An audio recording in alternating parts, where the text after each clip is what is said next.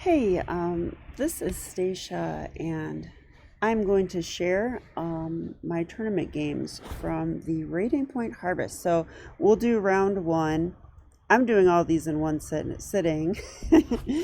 So I'm entering my games in Lichess, and I thought I would take you guys along with me. So I won't tell you how I did in the tournament yet, but I will tell you that my training partner from the Chess Punks, Brian Castro, was there for this tournament. He has his own YouTube channel called Better Chess Training, and it was a real joy to have him there and analyze between rounds. So let's go ahead and look at this game. Game number one, I faced Edison Liu. Now, Edison Liu is a kid, and he's getting older. He used to look so small. He looks bigger now. He must be like 9 or 10, or maybe even older, but he's also pretty strong, now rated 1875. We've always been about the same rating until now. So kids get good strong, or kids get strong quick is what I meant to say. All right, so in this game, I played the move 1e4 to start out, just following my normal repertoire, and he played the move e5. So I went knight f3, he went knight to f6, and this is the first move that kind of surprised me because I didn't know he played the Petroff defense, but apparently he does. And I guess after this and this,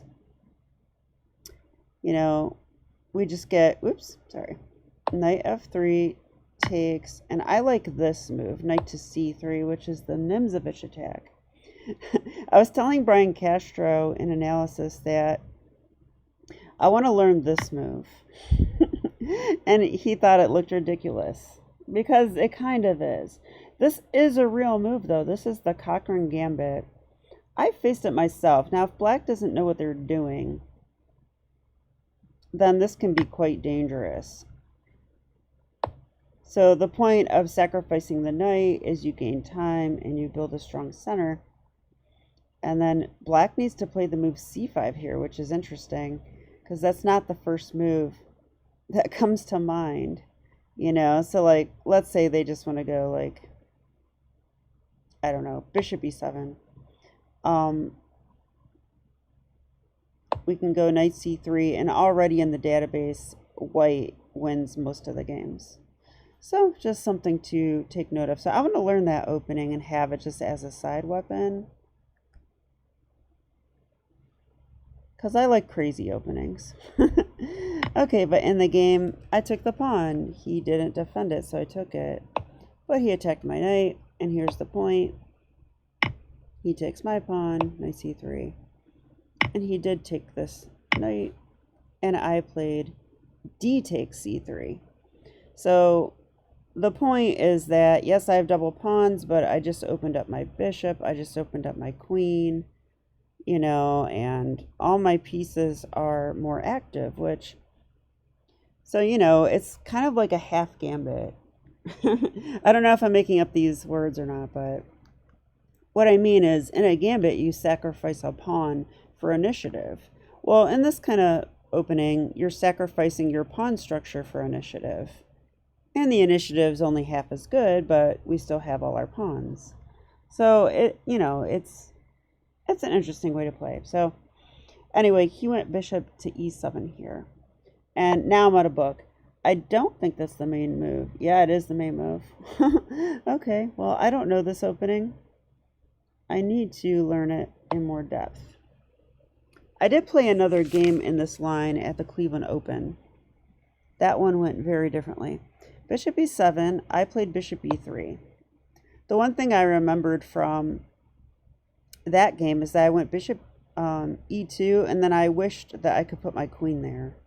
So I don't do that anymore. Now I put my bishop here. Okay, so he went knight to c6. And I played queen to d2. Looks like we're still in theory. There's like 1,000 games. Bishop e6 was played. Yeah, this is the main line. Now, I was afraid to castle here because I don't know if he can take that pawn or not. I kind of doubt it, but yeah, the main move is to castle, in fact. And yeah, there's no way he can take this, right?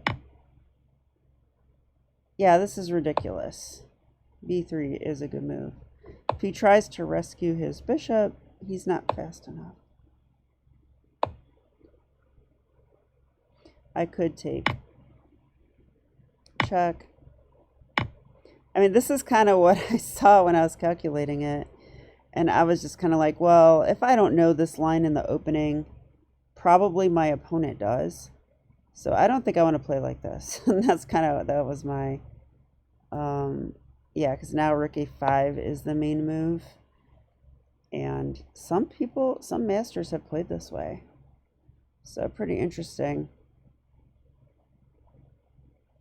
If I was black, I might play that way. I like to sacrifice material.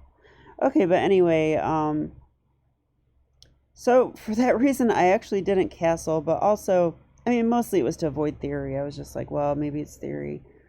So I ended up playing bishop d3, I believe. Okay, I'm going from the score sheet right now. My apologies. I always lose my place. Okay, they played queen d7.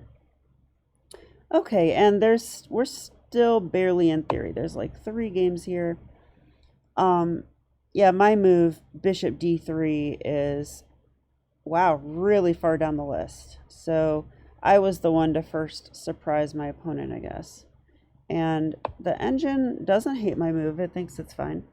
But it also thinks black's almost equalized here. All right, so here, and now again, I could try to castle, but I didn't want to commit to that. So I found this idea. I just found it over the board. I doubt it's like great or anything, but I just kind of liked it. Knight to d4. Now, why did I like this move? Because I thought if he takes, I take here, and now my pawns are fixed, and I have a pawn in the center. And I thought he should go here or something. The computer thinks this is the best way to play for black. And then gives bishop to f6. Okay, I would probably go c3. And I guess this position's equal, although I like white a little bit better. So maybe there's some reason that, you know, white has a little bit more space, but maybe he's going to do this and it'll just be equalish. But that's okay. So I didn't think taking would be appealing, but if he doesn't take, I'm on his bishop. So I actually thought the best move is what he played in the game. And he actually started thinking about here. He played the move knight e5, which is a counterattacking move.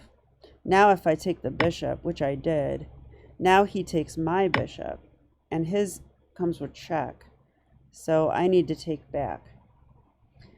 So this is one of those moments that I love. So we can take back with a pawn, fixing our pawns, or we can take back with a queen. So see if you can figure out which one is better. Go ahead and pause the video.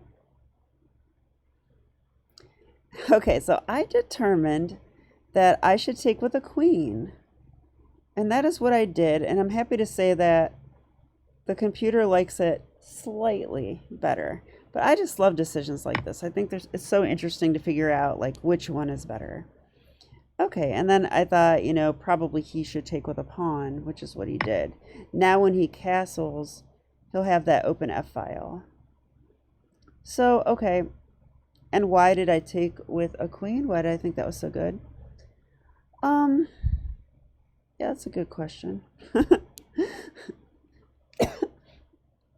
Well, I thought if I castle, my rook will be on the open file. And I actually like the fact that if he plays d5 or tries to play d5, I like the fact that I have c4.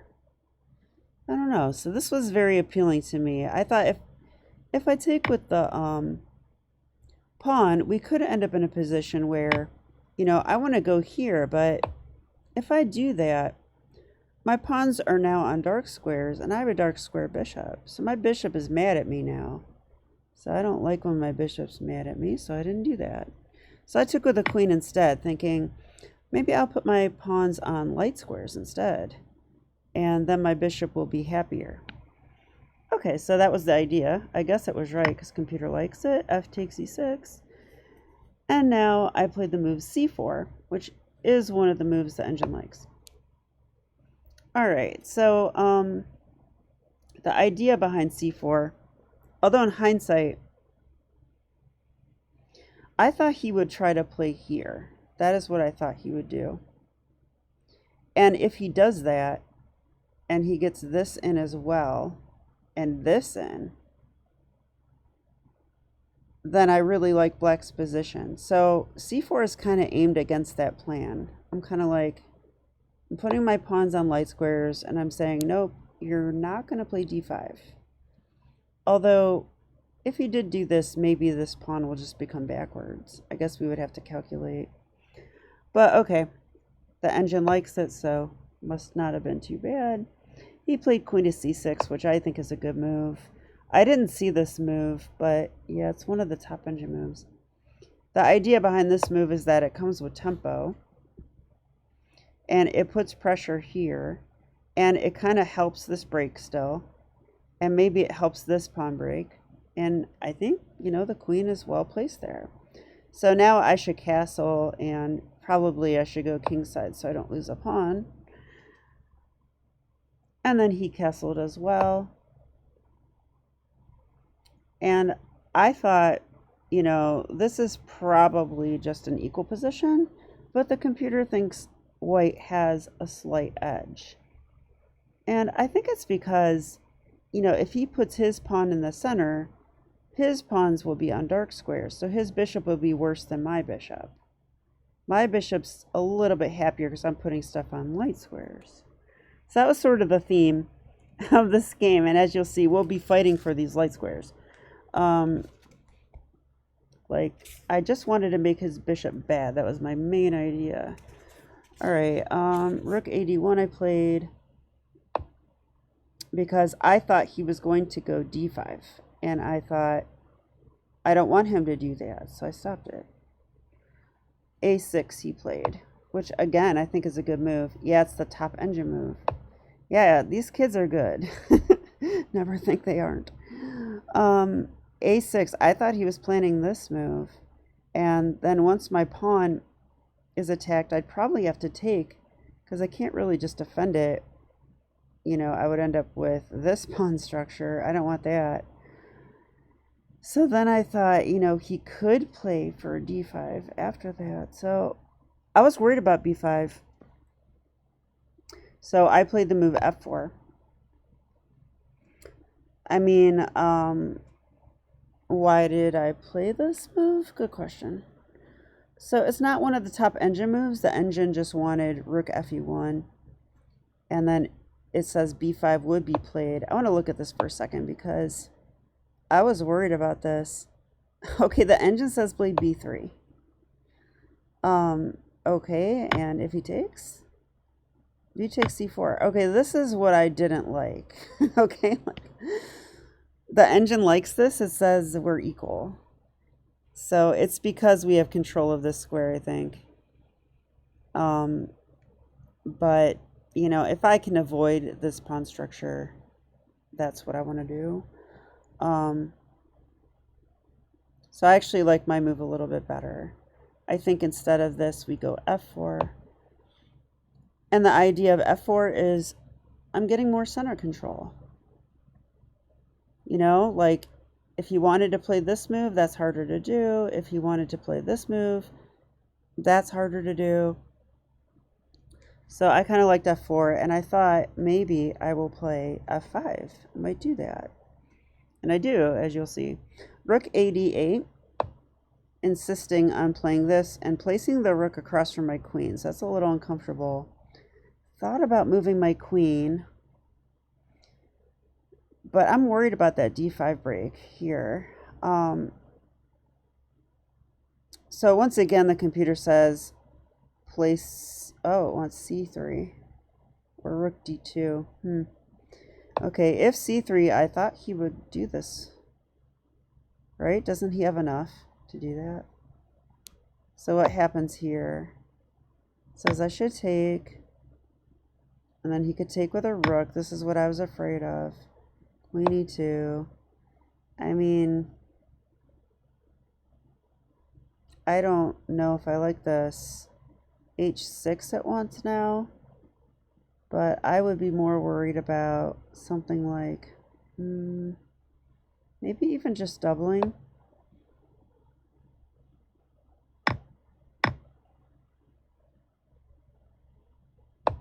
It gives this. Yeah, black's better here though.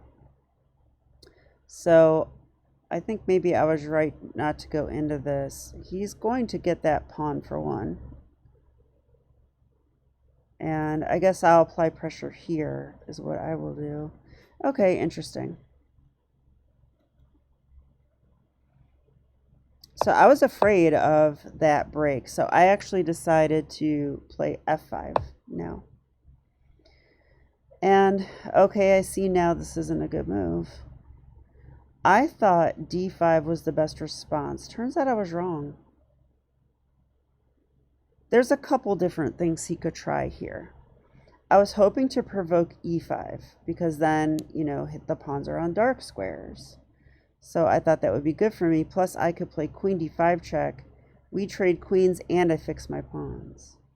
That actually happens in the game. He could also try rook takes. Rook takes f5. I would play rook takes f5. And then he could take here.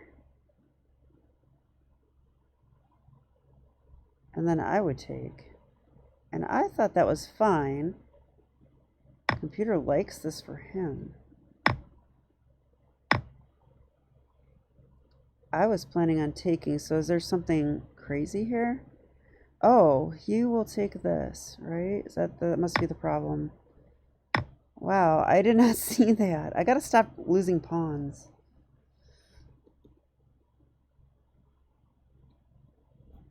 I wonder if I did see that, actually. Because I don't have to take this right away.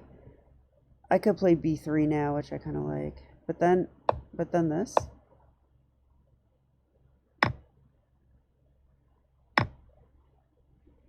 Yeah. I could just take. That doesn't work. Yeah, he can't do this. He can't do this. But it says black's better after bishop f2.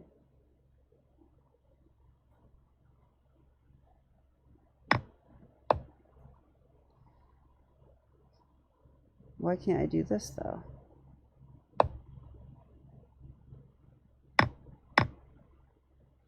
So wait, am I down a pawn now?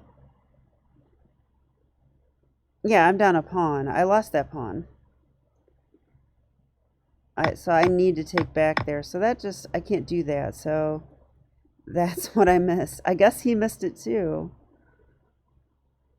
I can't remember the lines I was calculating here. All right, so I thought here, and I thought this was a try. Because now I could take this, but he takes this.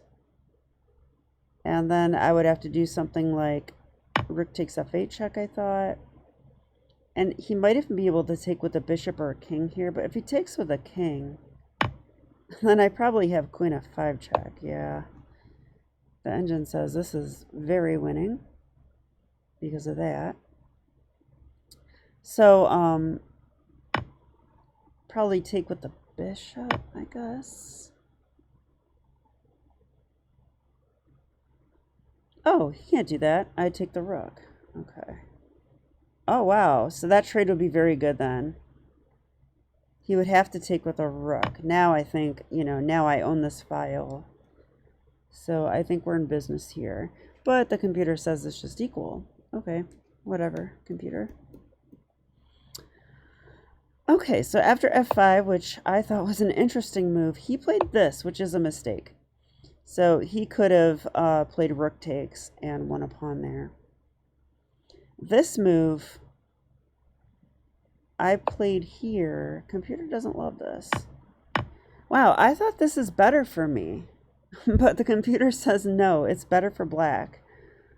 H5. And black's better. What? I don't know why, though. I really don't. I mean, I thought, this bishop is not happy. And I've got a kingside majority that... So I guess the computer's calculating and has some good moves coming up, but I thought this was all great for me. I liked it. So he didn't play H5, though.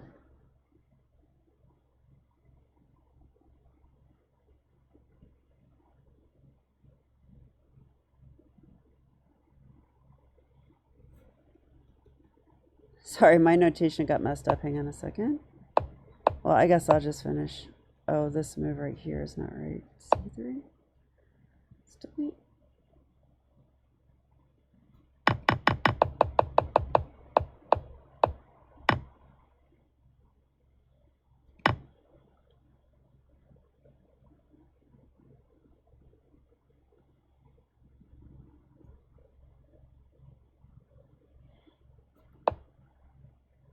Yeah, okay, so he played here. I want to promote this variation. Hang on a second. Okay, there we go. Okay, fixed.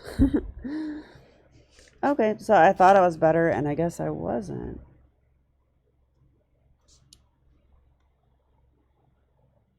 So here he played rook to f7. So now I'm better.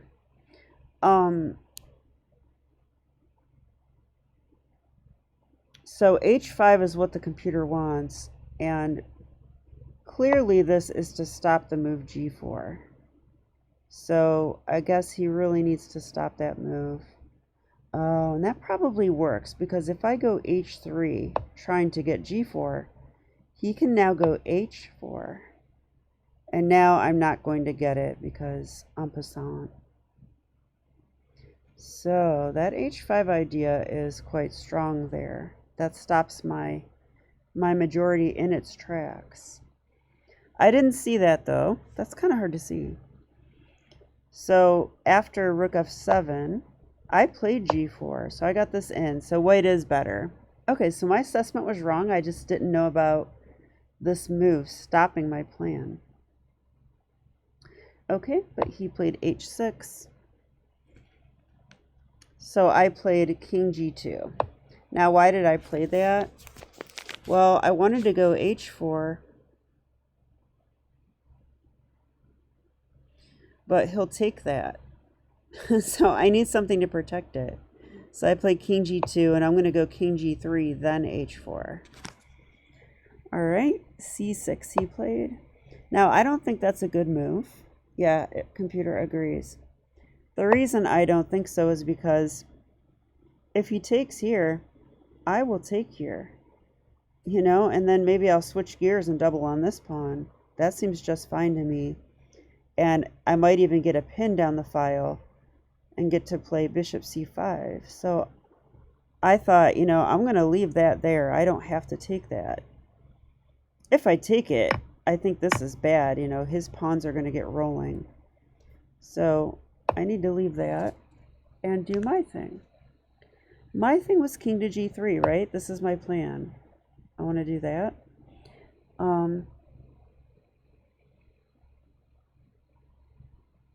And my time management this game was good. It was quite good for me. So I'll just say that in the Botvinnik time rule, I should use 6 minutes in this time format on my first 15 moves.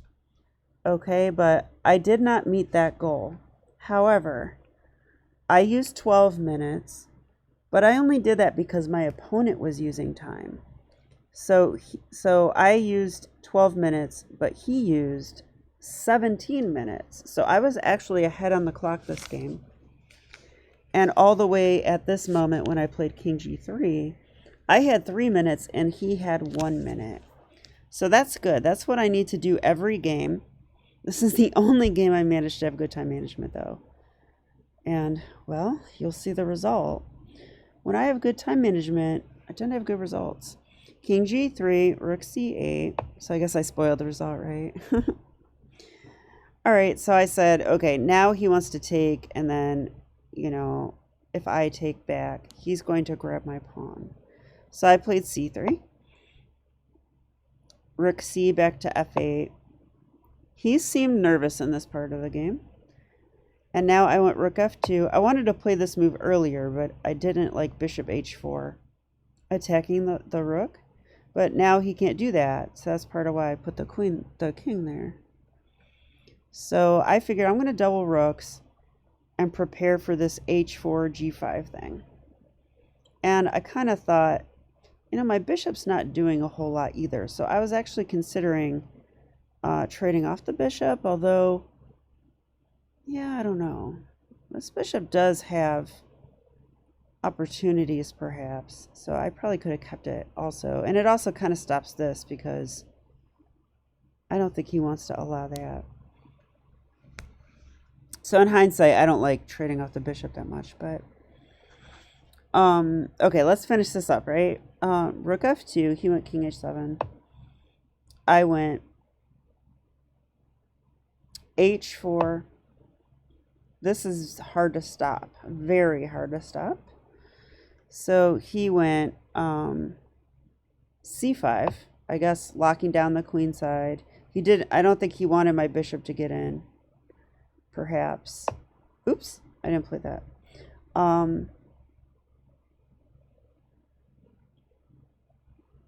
C5. What did I do? Sorry, I'm looking at the score sheet. Oh, I think I just did this. Yeah, Rook D F1, and he went King G8. So that is the best move, apparently. And yeah, I got G5. So this is looking really good for white, and the computer agrees. You know, when you have a pawn majority, you should push it. So that was my main idea, which I was able to execute here. So he took, and I took with a bishop. Oh, wow. Apparently this is a blunder. Like, H takes G5 is just incredibly winning.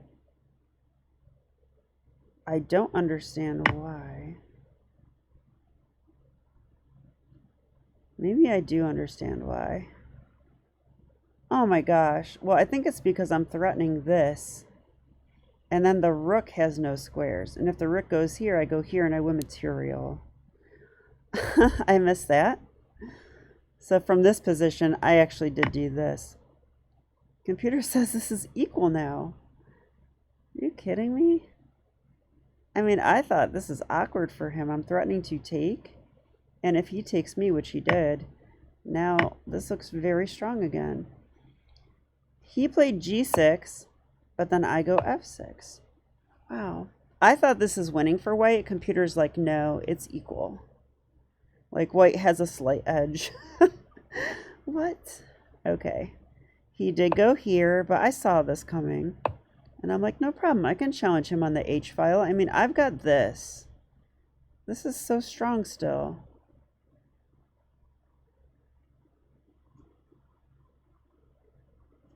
Yeah, so he took. Wait, did this happen? I don't have this part of the game annotated, but I can tell you that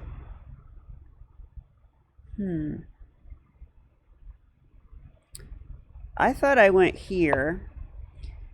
You know what? This is his blunder. I didn't realize during the game, but he needs to take right now and misplace my king. Then he can go king to F7 and blockade my pawn. And I would probably go king G3. Oh, I can't really do that though because rook H8 and I can't challenge it. So I probably have to go king G2, and after rook H8 I do this. And this is a draw. Huh. Yeah, I wouldn't know if I was winning during the game. I would be nervous that I wasn't. Because this is pretty far along is the thing that I have going for me. But yeah, how do you win this? How do you win this? It says he should go c4 because he will be able to go b5. I mean, I would probably go a4 because I don't want to see b5. And then it says he can go a5.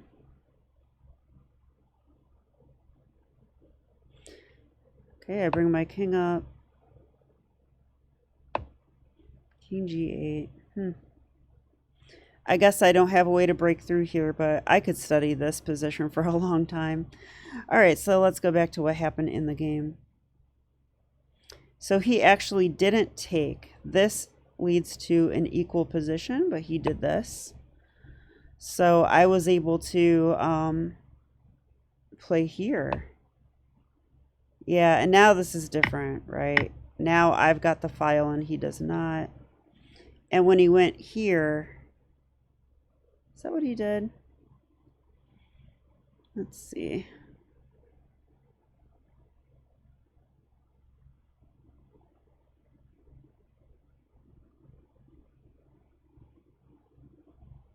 Oh, you know what he did? He played this move, which I think is a bad mistake. His best chance is to try and challenge me, I thought. Computer disagrees because rook h6. Collinear. I'm threatening takes. If he takes me... Ooh, this is good stuff. I can check, and when he takes the other pawn, maybe I can promote the other one. Not right away, though. I probably have to come up like this first. But he could never just come take, I don't think. Or could he? If he did take... Well, what would happen is when he goes here, I go here, right? And then this pawn is protecting this square, this pawn's protecting this square. So his king is stuck. He can't go here because of this, and he can't go here because of this, and he can't go here because it's protected. So wow, yeah, that's really cool. I could take my time in this position and just march up and try to win this, although I can't actually win it. If I do that, he goes here. That might be bad. So I would have to just put my king on g5 and then figure out what to do, but it does look like I would have a win. Okay, so instead of that, all right, so he went here. I did this.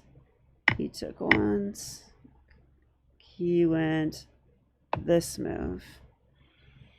Okay, yeah, and here, this is where it pays to have a couple minutes left on your clock. Because I like this move that I played a lot. It is the top engine move. Rook h6. How are you going to defend your pawn? The king is shut out, and, you know, so he did this. But I can simply win that pawn, and I mean, this is too good. This is absolutely winning now. And this pawn is not so much of a threat. I can go here. If the rook gets behind it, I go here. I don't think I'm in any trouble with this at all. So actually what I did is I just went here. I thought this was easiest. I'm actually threatening that. And he did take. And go here. And it's actually, I think, in this position that he ran out of time. So my opponent flagged. Unheard of, right? When I play a kid, they usually play very fast. But Edison is a real chess player, I think. He actually does try to find good moves. And his brother, his older brother, is a national master. No, FIDE master. So clearly, he's going to continue to improve at chess. So I was very happy to start off my tournament. with this one. So I hope you guys enjoyed the video. I'll be back with some more games from the Rating Point Harvest.